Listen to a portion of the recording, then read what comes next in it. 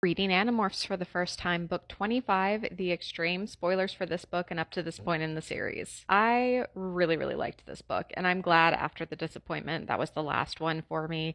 It was just so fun. I love an underwater mission, but I also love an Arctic mission, and the way it really pushed them and that they had to use what they've kind of learned in the past about survival and pushing themselves to the limit to just make it through, and the real costs in a very physical, tangible sense of being superheroes was really interesting to watch them go through. The Venber were really cool. I really like seeing the history of the universe in a way before, humans and the Andalites and the Yeerks and all of that. Like, there was a time before, and I like that this series really acknowledges that and explores it, and usually in a very sad way. Like, it's really sad what happened to the Venber, but it was very interesting to read about and see how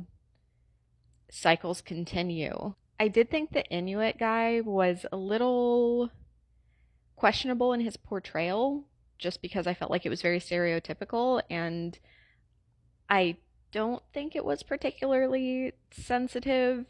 The way he was just like, "Oh, you must be animal spirits." That didn't seem great, but I don't know enough about Inuit portrayal in media to really like give an educated opinion on if it was a good portrayal or not. And to be fair, I don't know what this guy's life has been like. Do you remember in, I think it was like 2020, when the US government basically confirmed aliens exist and everyone just went, "Not right now. We're going through enough." So like, hey, maybe it's just this guy's going through a lot, and I respect him for that. So overall, I liked this book. I don't think I loved this book, but it was a fun one and brought me back to the series after feeling disconnected from it in the last book. And maybe I just genuinely needed a break from book after book after book.